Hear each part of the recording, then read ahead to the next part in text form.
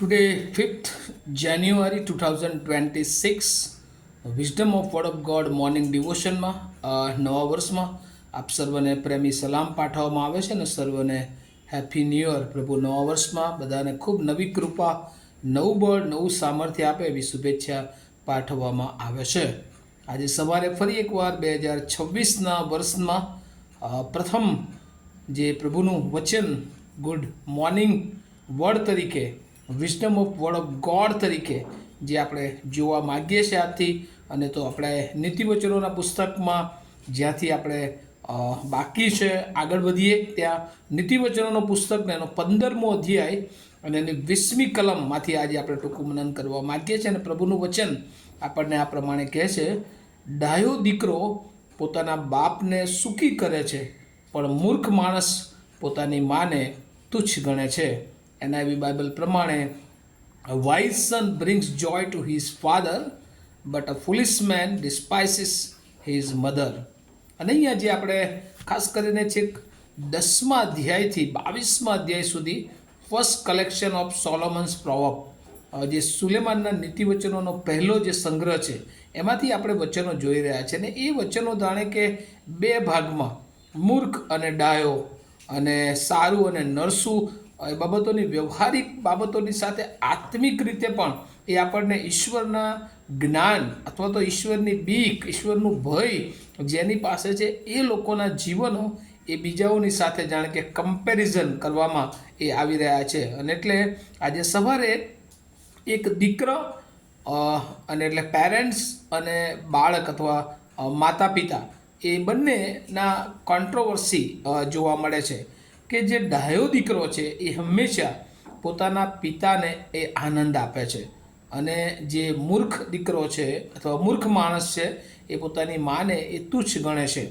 બાઇબલનું વચન આપણને પ્રમાણે કહે છે કે આપણા મા બાપનું સન્માન કરવું જોઈએ.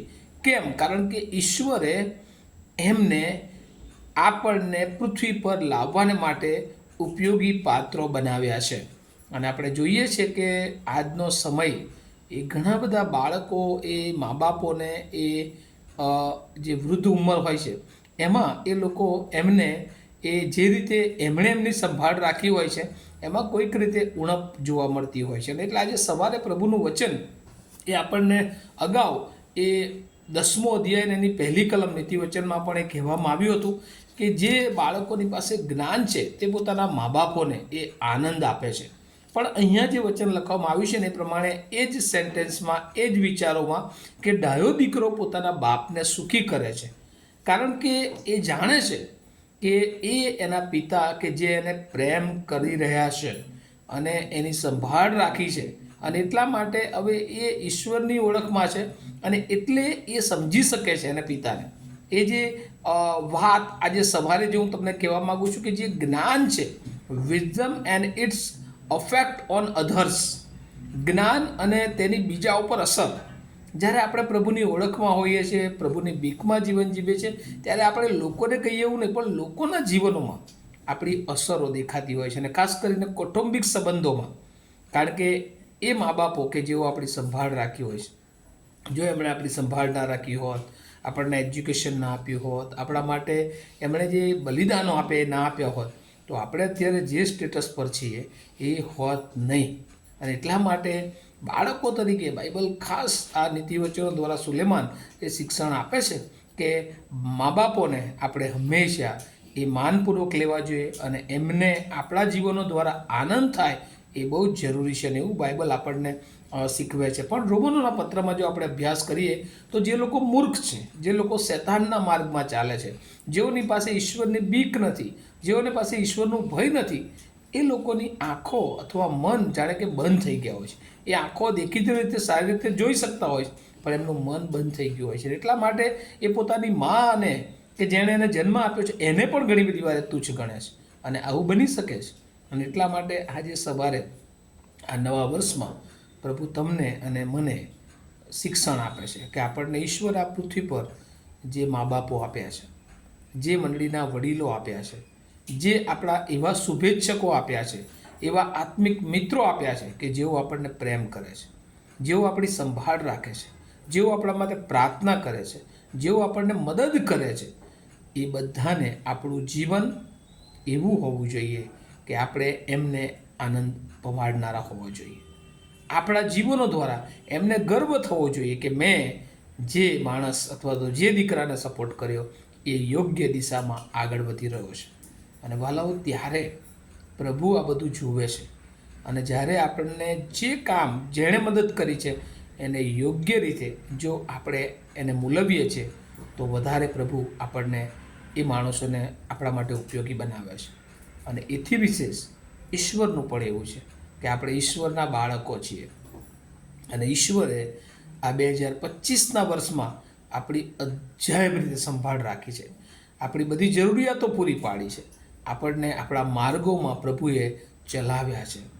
આત્મિક રીતેના વચનો દ્વારા આપણને ઉત્તેજન આપ્યું છે. ત્યારે આપણે એ સ્વર્ગમાં આપણા પેરેન્ટ્સને, ઈશ્વર પિતાને પણ 2026માં વિશ્વાસુ રહીએ અને આપણા જીવન દ્વારા, આપણી વાણી દ્વારા, આપણા વર્તન દ્વારા એ પ્રભુને આનંદ થાય.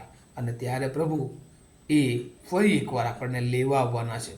ત્યારે એ આનંદ સાથે આપણને સ્વીકારી શકે. અને નવા વર્ષની શરૂઆતમાં પ્રભુ આપણને બધાને એવી કૃપા આપે કે આપણા જીવન દ્વારા ઘણા બધા લોકો એ પ્રભુમાં વૃદ્ધિ પામે અને આપણા જીવનને પ્રભુએ જે આશીર્વાદો આપ્યા છે અને એ આશીર્વાદો આપવાનો આનંદ એ ઈશ્વરનો પણ બેવડાય અને એ આશીર્વાદ દ્વારા આપણે ઘણા બધા લોકોને એ આનંદિત તરફ આગળ વધારી શકીએ. એવી પ્રભુની ઈચ્છા અને યોજના સમજવા માટે પ્રભુ આપણને સર્વને કૃપા આપે. આવું આપણે પ્રાર્થના કરીએ. અમારા જીવંત અને દયાળુ પ્રભુ, અમે બહુ આભાર માનીએ છીએ. તમે ગત 2025ના વર્ષમાં મારા માટે અનેકવિધ આશ્ચર્યકારક કામો કર્યા. અનેક જોખમો આવ્યા, મુશ્કેલીઓ આવ્યા. પ્રભુ, તમે અમને સંભાળ્યા. અને એ સાથે પ્રભુ, આ પૃથ્વી પર પણ તમે અમને એવા આત્મિક માણસો આપ્યા. પ્રભુ, મા બાપ આપ્યા, સગાઓ આપ્યા કે જેમણે અમારી સંભાળ રાખી, અમને પ્રેમ કર્યો, અમારા માટે પ્રાર્થનાઓ કરી, મદદ કરી. એ બધાના માટે પ્રભુ અમે આભાર માનીએ છીએ. અને 2026ના વર્ષમાં પ્રભુ, અમારું જીવન, અમારી વાણી, અમારું વર્તન, અમારા વિચારો એવા બને કે પ્રભુ અમારા દ્વારા એમને આનંદ થાય. અને એ આનંદ પ્રભુ એ વધારે તમારી નિકટતામાં અમને લાવનાર બને એવી પ્રાર્થના કરતા સાંભળનાર સર્વને પ્રભુ તમારા સમર્થ હાથોમાં મૂકતા મારી પ્રાર્થના ઈસુ પ્રભુના નામમાં સાંભળો, તેનો સ્વીકાર કરો. Amen. Have a nice day to all of you. Thank you.